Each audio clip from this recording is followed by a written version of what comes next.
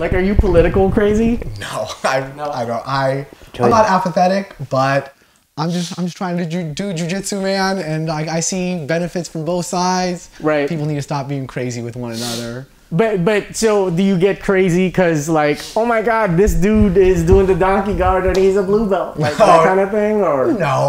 I let people be people. Do your thing, man. Like, I get that. You know, it's good that we have weirdos in jiu-jitsu. It keeps us interesting. I love it. Right. Do you guys think what Joey said has a lot to do with the no-gi aspect? Because it seems like no-gi people a little bit more freer. No disrespect to people on the gi, right? You guys both I'd say that's true. That's true. People who train no-gi probably are more of like a rebellious nature, you know? Right. Because it's just to like break free and stuff. But do you guys think it shifted because of someone like Eddie Bravo? Because it's like, oh, I get this dude. He's a little bit looser, you know, he smokes weed, but he's not judgmental. He's a little bit easygoing. Because it seemed like no-gi in the very beginning, that the start was like more for athletes. Right? But do you think now no-gi has a perception that it's also just as martial culturally? Or is gi still more the martial culture? To the people who train the gi and who feel that way, but I mean, it's all jiu-jitsu. You have techniques that are strictly only going to work when you're wearing a gi, and you have techniques that will not work if you're wearing a gi, that work in no gi. And also, like, coming from a wrestling background, then it's just submission grappling, you know. So you could play like a little bit. Oh, I'm gonna be on my feet mostly. Like, where does that fall in?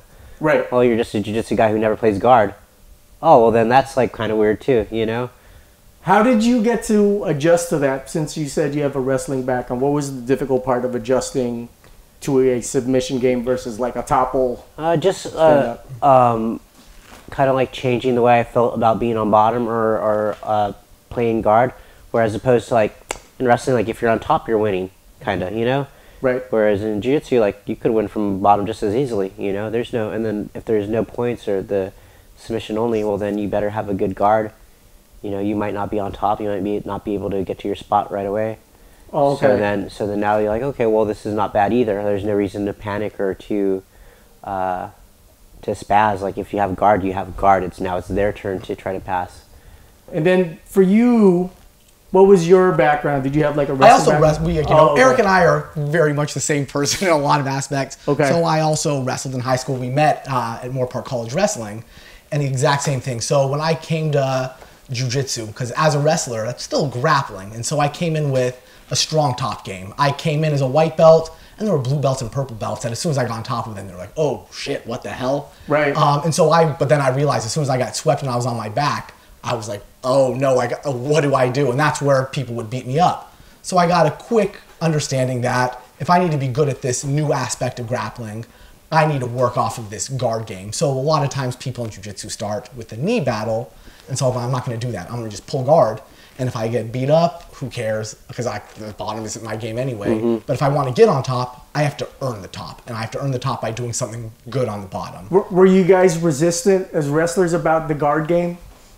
For me, there was one guy who just had like a really, really good guard for wrestling. He would just throw up spider guard, and it was so annoying to waste so much energy.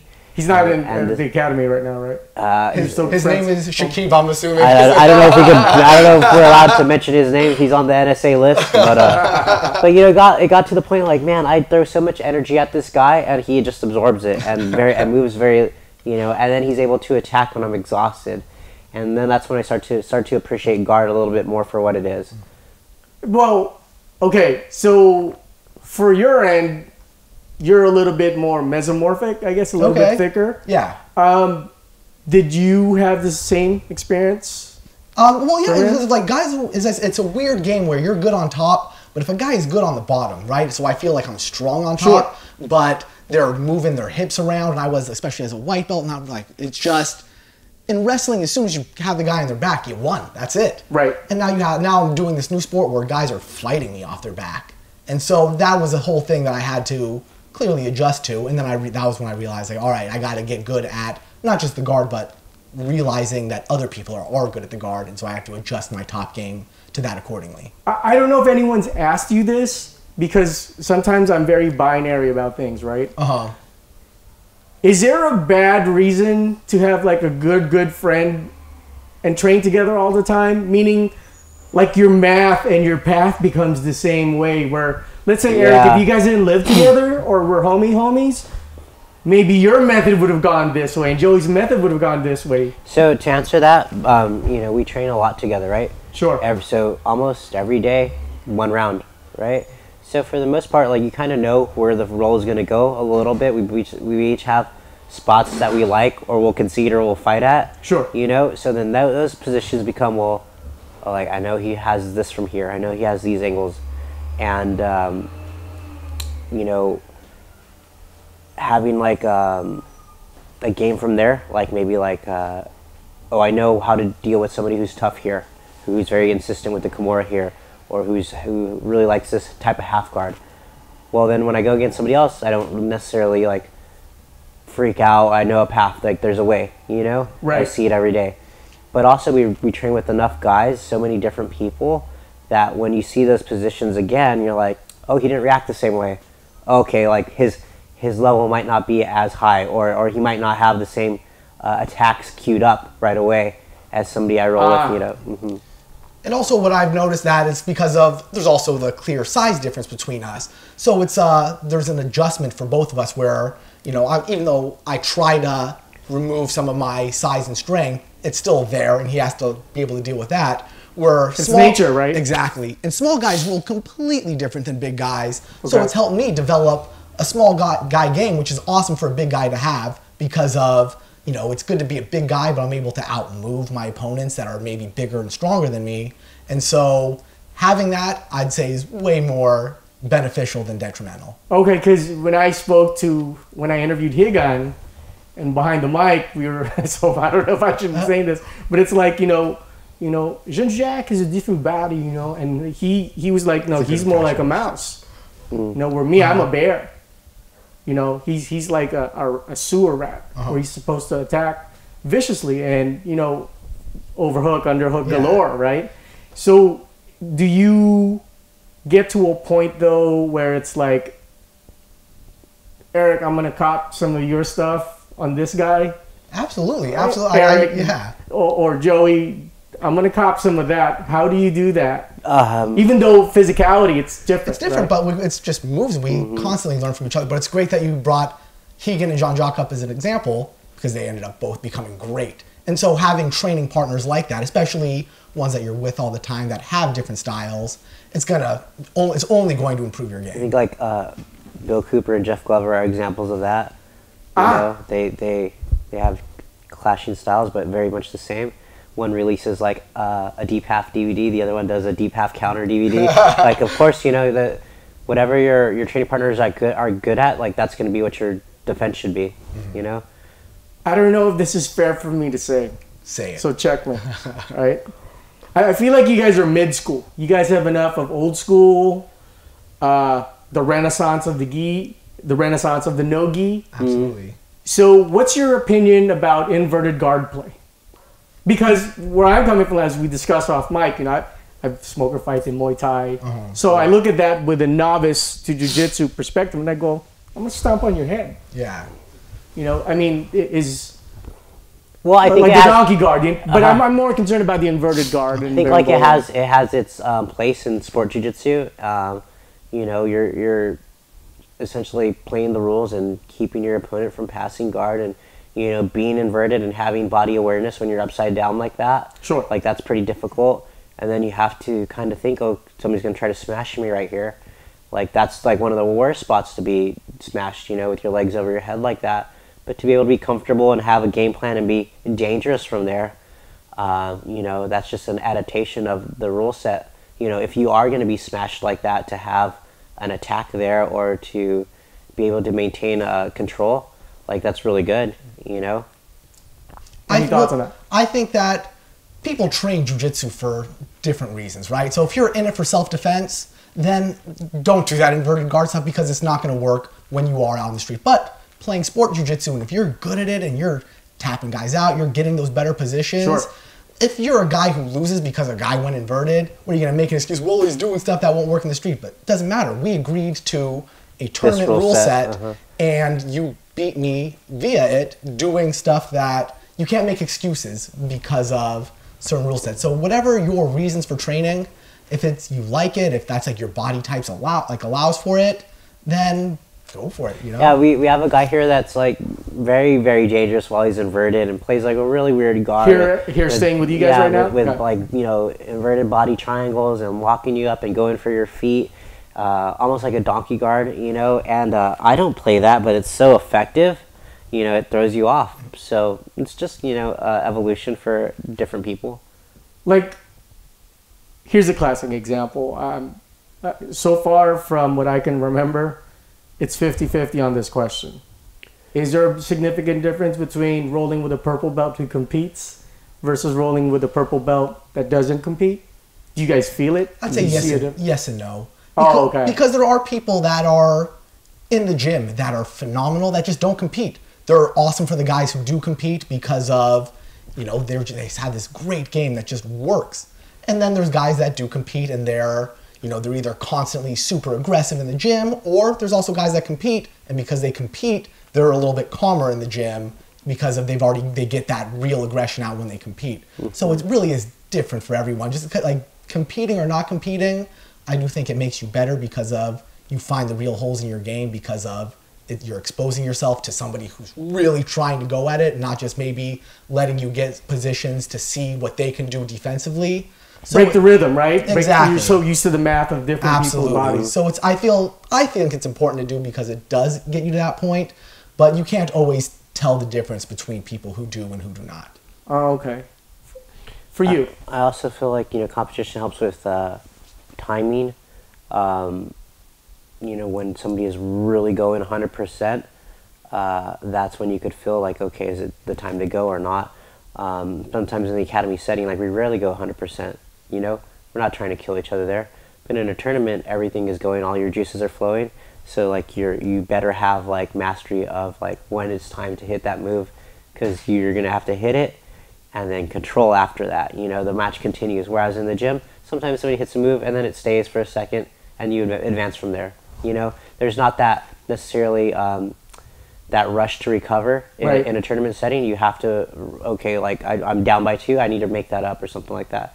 In academy, like, oh, like, okay, now I'm gonna fight him here.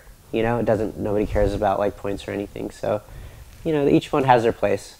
Yeah, because, you know, a lot of people, the trend is to go with the younger people, right? Because it's like, you look at the 10th Planet warm-ups, they're not warm-ups. That is so complex. Mm-hmm. It's labeled a warm-up, but really it's a complex drill to start with. More or less, yeah. Yeah.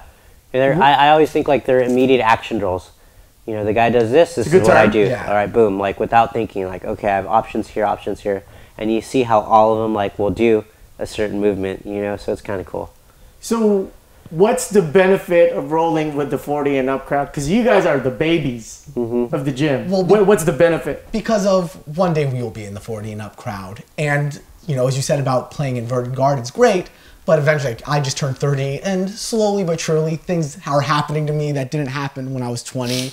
I'm sore for longer. Things just hurt for no reason. And their game adjusts, and it becomes more... I see the rhino pills on the top. That's not due to jiu-jitsu. That's just... the maca root. But it becomes more and more efficient. You're not dealing with someone who's trying to be more athletic than you. You're dealing with somebody who over years and years has developed the most efficient way to do these moves. And so moves that maybe an athletic guy does quickly in 6 moves, this guy who's 40 plus is doing slower, but he's getting the same thing done in like 2 moves because they've figured out how to cut things out. Because when you're 40 plus, if you've been training since you were 20, that's a guy with 20 plus years of experience. You've been to that many classes, and that's all, it's every class. Like I feel like I learn something and I get something out of it. And so that they're getting that much out of it. And so talking to these people, you'll do something and they'll be, you could have done this better.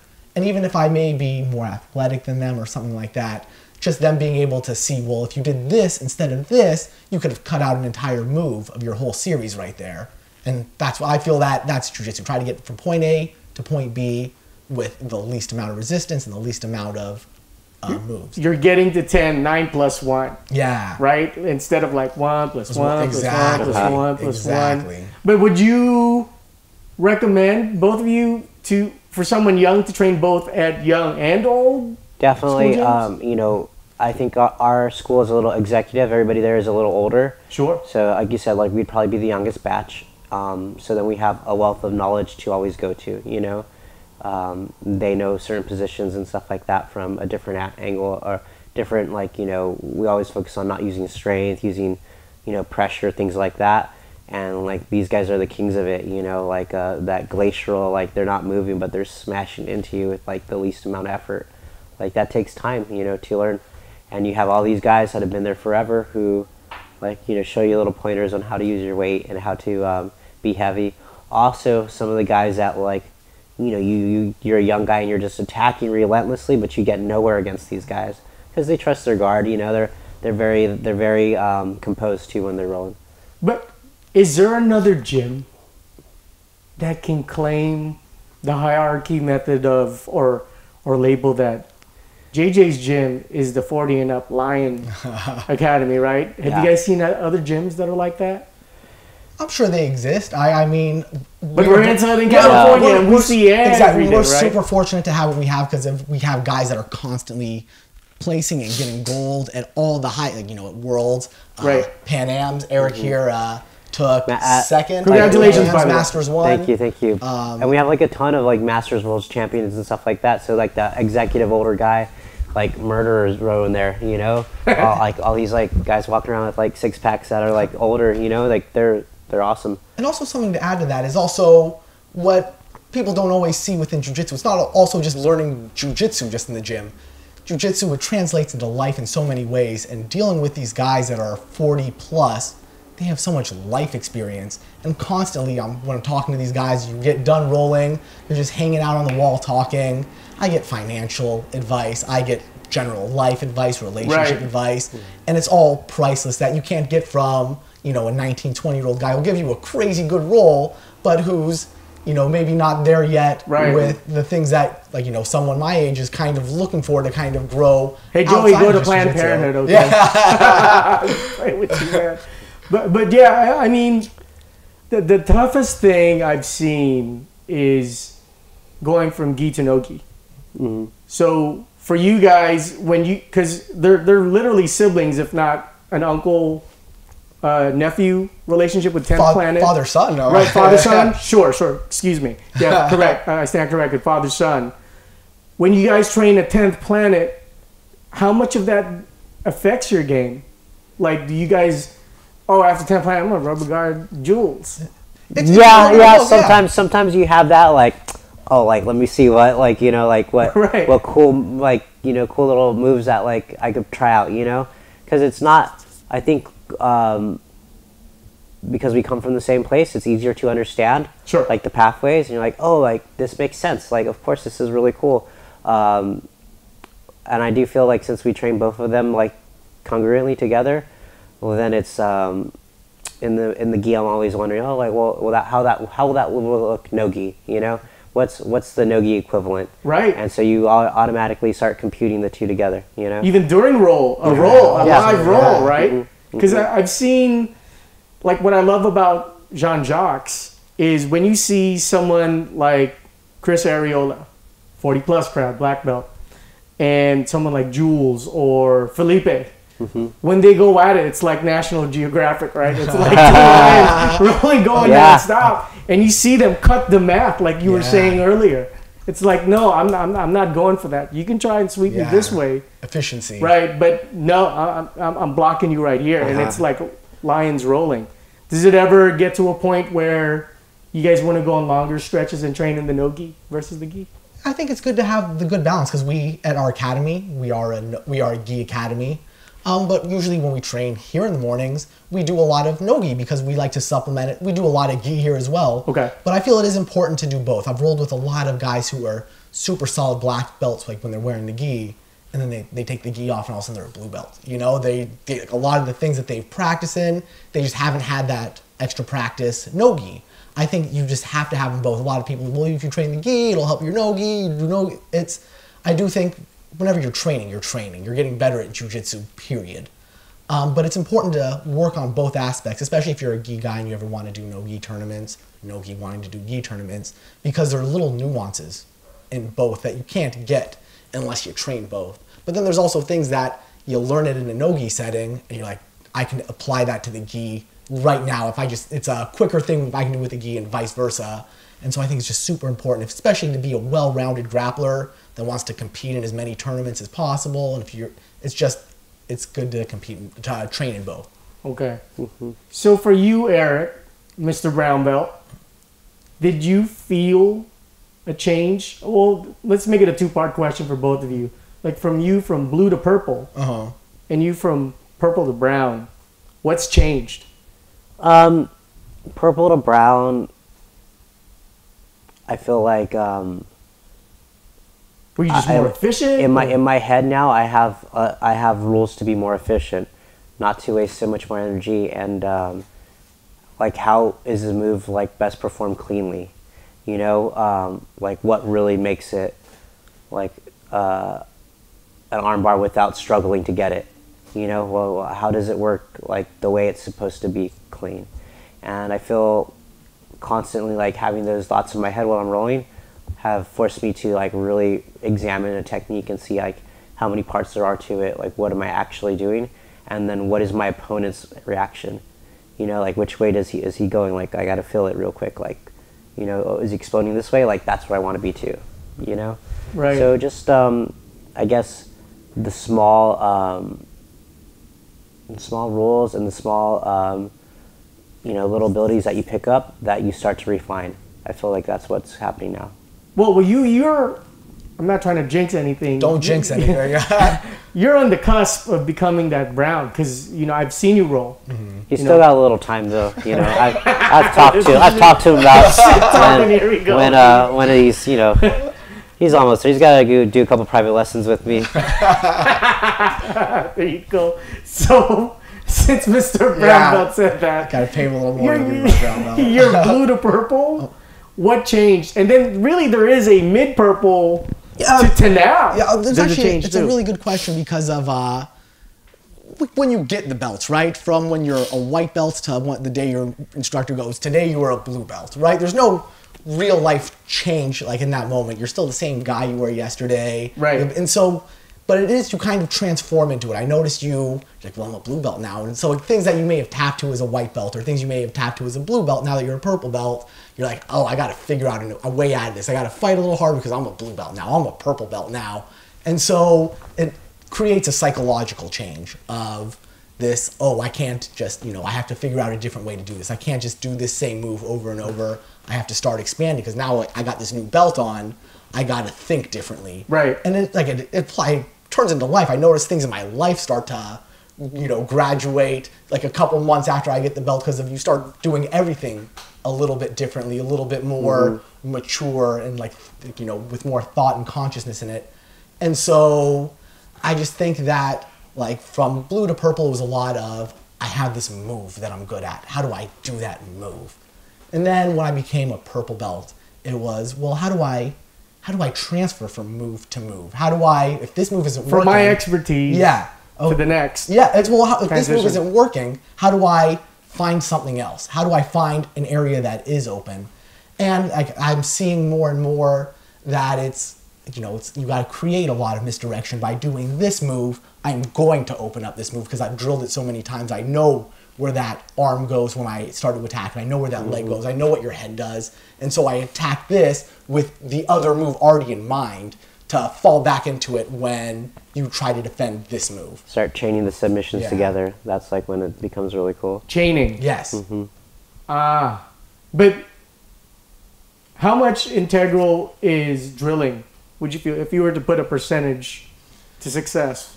It's hard to put a percentage on it. It is. I think That's why I drilling, learning brand new techniques, live rolling. I feel like it's like a pyramid. It's like a triangle. You can't, like, no side is more important than anything. You have to do that, and because by doing that, you're going to be better at that, and by being better at this, you're going to be better at this. So you have to do it. You have to do it as much as you do the other stuff. Live reps too. Like, you know, you got to really hit it when when people are trying to. For the novice, what is a live rep? When somebody is like, putting real resistance against it, Okay. to be able to hit it then too. That's another thing as well. When you're trying to stop the sweep, but you're still getting swept, Okay. That's another part of it. Cool. Now the interview really starts. How did you guys come up with the concept well, it's evolved as we spoke behind the camera. It's evolving. Right, evolving. So it started first as a jiu-jitsu B&B. Yeah. So but how did that idea come into fruition? Well, we had a spot, a little apartment right behind John Jocks in the valley, and then guys would always crash with us and hang out with us, from different places, Pennsylvania, Las Vegas. People would drop in, and then I work in hotels, and then we just got like an idea together, like, why don't we just get a place, mat it up, and then let people crash with us, while they're here in town for training for jiu-jitsu, doing tournaments and stuff.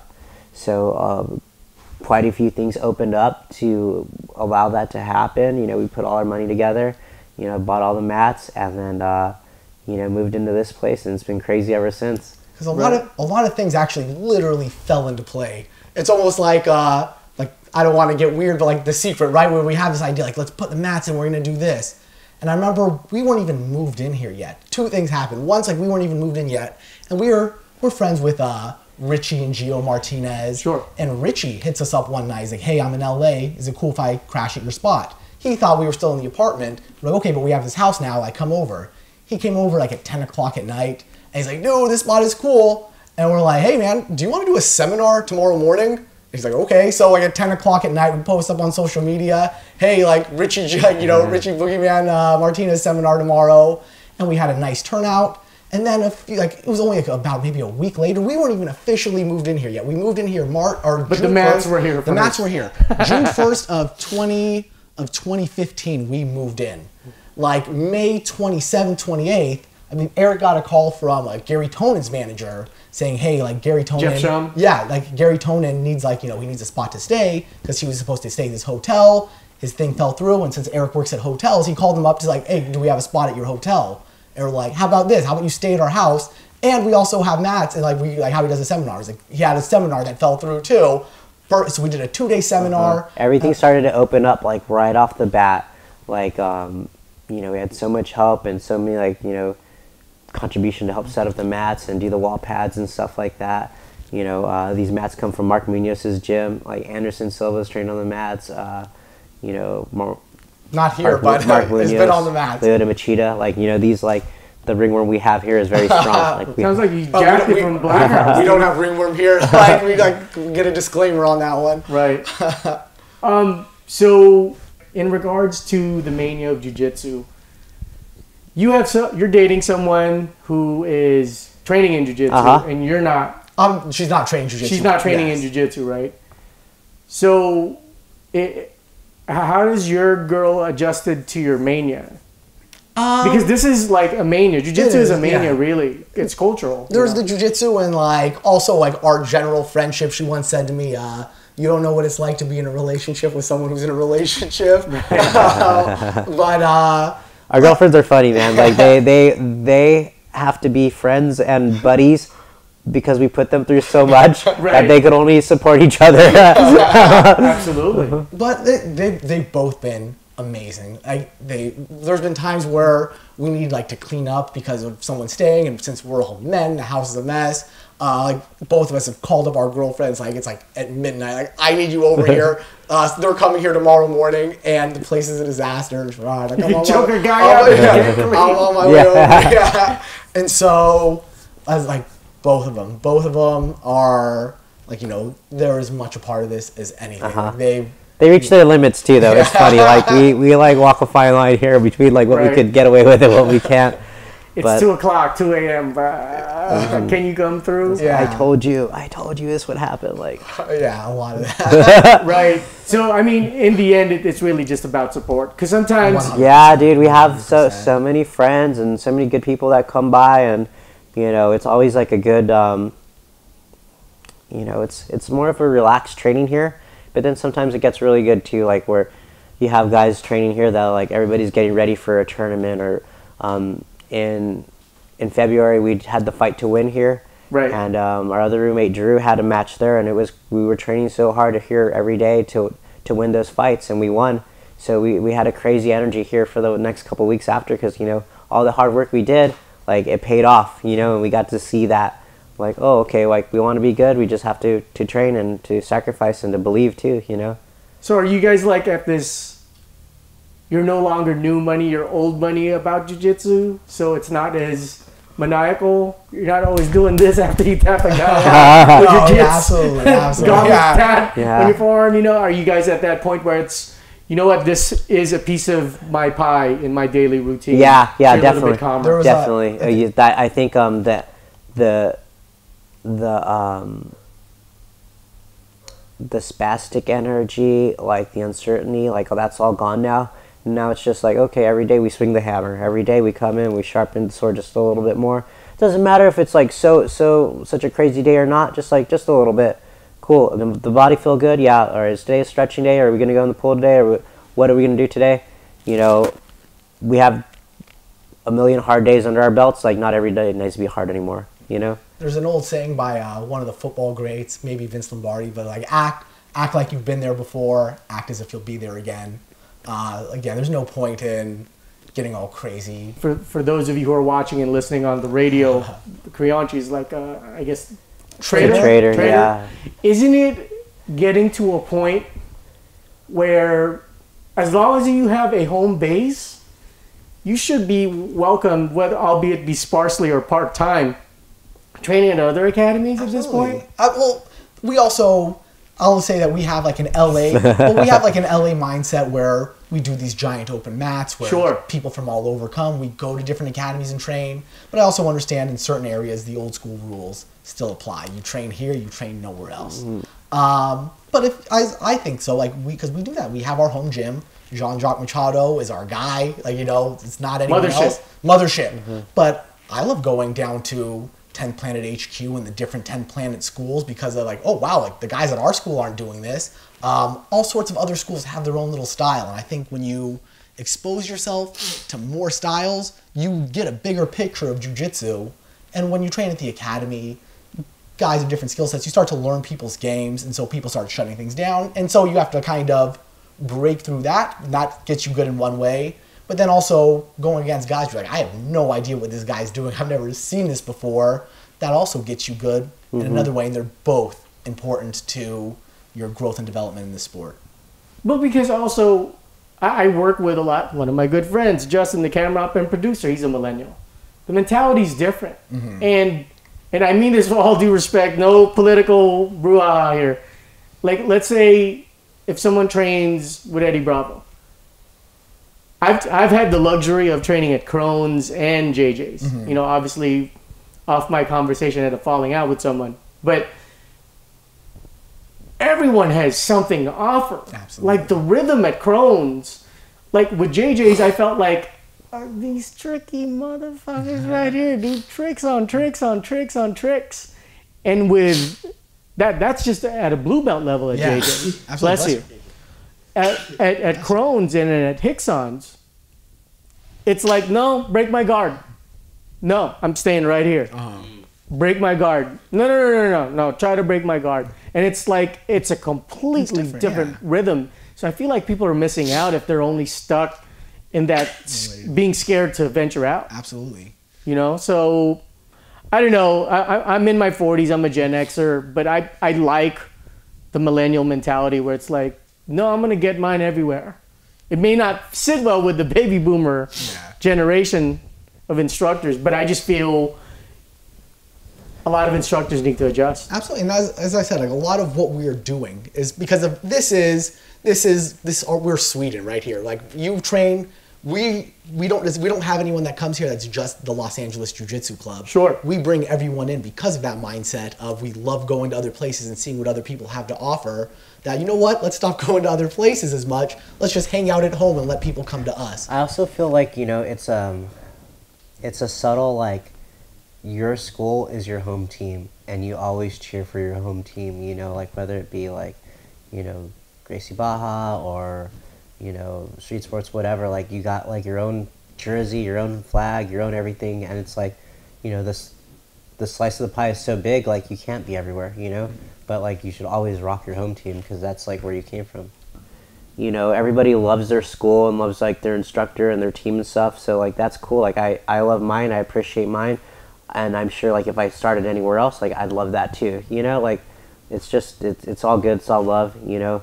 You could like the Raiders, you could like the Patriots, whatever, like, you know, those are your teams. That's awesome. It's the same game. Right. In regards to where you guys are developing in jiu-jitsu, and this is so light years away. Well, not light years, but years away. Maybe a year away. I don't know. Are you guys open-minded to training in stand-up? We had a little bit of a chat about weaponry off mic. So after you get the black belt, what next? So for me, like you said, like we had a couple guys at the academy who trained like eskrima and like the dog fighting, the stick fighting. Like I think that's cool because that's just for me like. Dog brothers, not dog fighting as in chicken fighting, horse fighting. Like that's what we're into. No, but I think like that'd be like another step in like a different direction, but still as relates to martial arts, you know. Absolutely. So for you, any specific? So yours is weaponry. Yes. Well, what's yours? We also came from wrestling background, so like there's that, and I'd also like to kind of get back to those roots a lot more. When you kind of stick with jiu-jitsu, you kind of it's easy to fall away from training what you used to train. But I would like to get more into wrestling, and then just pick up boxing and Muay Thai, not to compete in it or anything like that, but for more generalized, more generalized self-defense. I feel just being a martial artist is kind of growing in something else. I feel it's all connected. I guarantee there's stuff that people learn while they're boxing and go, I can apply this idea, this concept to like my grappling or to my footwork while wrestling. It all makes you better somehow. Like it all interconnects. It's up to you to just, you know, make the best version of yourself for that discipline. If I had a UFC programming code, I tell Chris Ariola, Sam Sekiguchi, and I'll pass this on to you guys. Before this whole 10th Planet heel hook leg lock game, I would have loved to see you guys as cyborgs that also cross over to Gokor's. You know, how dope would that be if you guys learned Gokor's method? I mean, obviously I'm here speaking from a non-rivalrous perspective, but how ill and dope would that be? Even if you guys just trained there for a year, that would be bananas. I've been beat up by Karan Darabedian at EBI 3, so like I know that they got they're all super legit over there. We also have one of our friends, Armin, too. We've had a little Gokor in here too, like, you know, and it's definitely awesome because he's a judo guy too. First and foremost, he's a stand-up guy, and people sleep on that. But you know, it's all like every school, every academy, like they all have like, you know, their signature flair, you know, and then to learn that, like, it's going to take your life, you know, it's going to take that lifetime. I just hope the masters start opening their minds the way I went back to school and had to go to school with millennials, and that time I was like, fuck these kids. Oh, my God, you guys don't know shit. Well, what's great about where we train is Jean-Jacques is kind of that centerpiece, because he's part of the super old school where he talks about how Helio and Carlos, they had schools on the exact same floor, the exact same building, but if you trained at Helio's and you're walking in and your best friend goes to Carlos's, you guys are no longer best friends. You guys are, and not even just in the buildings, ever. Like, you guys aren't friends anymore. But then all of a sudden, you know, things grew. He helped create Gracie Baja, and then he created, you know, like Eddie Bravo came from Jean-Jacques and created his whole thing, and the fact that we get to train, you know, wherever we want. There's obviously things that happen here and there where, you know, you can't train here or there, but a lot of Game of Thrones, a lot of alliances, a lot of backstabbery, in anything. Absolutely. But like for the most part, it's just go there. Like, if that's gonna make you better, that's what you're gonna do. Do it. Have fun. Like, you guys have seen me interview mostly the traditional kids. That's why I was really interested. Aside from being homies, this setup, this LA Jiu-Jitsu club, is what I'm talking about. Where it's like, yo, you gotta share. Yeah. It's 2017. With the techniques, you know, we have the guys come in and show us. You know, we have the seminars and stuff. Like, we download that information too. Like, you know, like the little look that you get. Like, oh man, like I never thought about that. It opens up like a little pathway in your brain. It's like, oh, cool, like now I got this, like I want the match to go right here because I got something that you guys haven't seen, you know, and it's that cool little like, you know, learning something new that like really like sparks you. Cool. Constantly learn stuff here that I'm like, oh my God, I'm gonna bring that back to the academy, and it's gonna blow everyone's minds. And then all of a sudden, I see people at the academy playing with it, and it's like it all comes from different areas, and to kind of bring it back home, I love it.